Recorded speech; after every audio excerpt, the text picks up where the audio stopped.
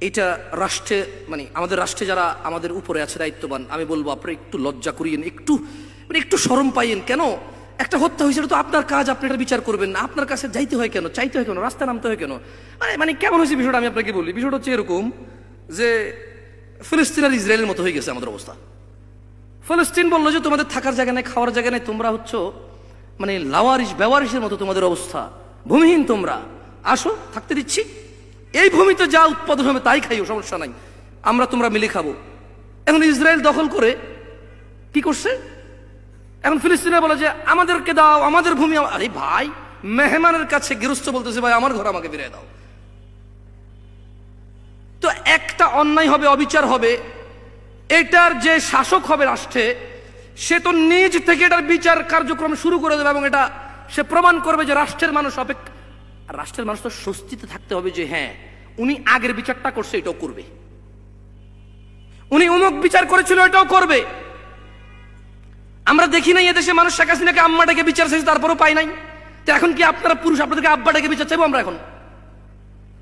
তা আমরাও ডাকবো না আব্বা, আপনি ভাবিয়েন না কিছু, আমরা জানি আম্মাটাকেও পাই না বিচার, তারপর আব্বা ডাকলেও পাবো না, আমরা আব্বা ডাকবো না। আপনারে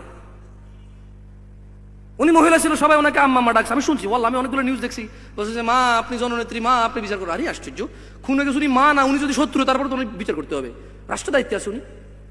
যাই হোক, কথা অন্যদিকে নিয়ে চলে গেছি। তোমরা বিরক্ত হচ্ছ নাকি? বিরক্ত হয়েও না, তোমাদের ছোট ভাই বোনদেরকে বুঝাও ওরা সঠিক পথে আছে, তবে ভুল জায়গায় চাচ্ছে। আরে ফকিরের কাছে যদি বলি যে 1 কোটি টাকা দিবি নাহলে যেতে পারবি না, ওই করবে যে তুই কিডনি বেস, কি আছে সব বেচালা ভাই, ব্ল্যাক মার্কেটে প্রাইস পাবি না রে ভাই, কিডনি দূরে 2 করে 4 লাখ পাবি, তুই আমার রক্ত মাংস যা আছে সব বেচে নিলে তুই পাবি না। হ্যাঁ পাবি কখন, যখন কোনো বড় লোকের কারো শখ হবে যে মানুষ খাবো, সে যদি বলে যে হ্যাঁ একটা মানুষ এনে তো উইলিংলি সে জব হয়ে তার গোস্ত আমার খাওয়া, তার 2 কোটি টাকা দেবে, তাহলে করতে কেন? ফকিরের কাছে কোটি টাকা দাবি আর রাস্তাঘাটে মানুষকে জ্যাম করে মানুষের কাছে বলবো যে বিচার আছে। আরে ও কি বিচার করবে? ও কি পুলিশ না, আর্মি না, র্যাব না, সরকার? কার কাছে যাচ্ছ তুমি বিচার? যে রাষ্ট্রে থাকবে বিচার সে করবে, যে শাসক হবে সেই ন্যায় করবে।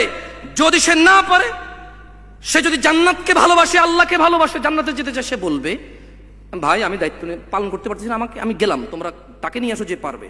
এবারে যে পারবে সে যাবে, আল্লাহ আমাদেরকে বোঝার তৌফিক দান করবে, বলো আমিন। এই যা বলছি এটার মধ্যে যা ফিতনা আছে, আল্লাহ আমাকে বাঁচাক, তোমাদেরকেও বাঁচাক। বাইরে তোমরা বাইসে যাবে, আমি কি হয় আল্লাহ জানে। তাহলে আবু হুরায়রা রাদিয়াল্লাহু আনহু কি বলছেন?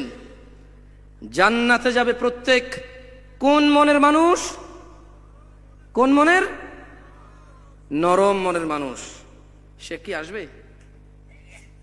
ততক্ষণ কি আমি বলতে হবে নাকি এর আগে ছেড়ে দিলে চলবে? আলহামদুলিল্লাহ, নিয়ে চলে আসুন। যেমনি আমি শুরু করছি রাজনীতিকে, আল্লাহ আর একটু করলে সব বরবাদ হয়ে যাবে আমার। আউযু বিল্লাহি মিনাশ শাইতানির রাজিম।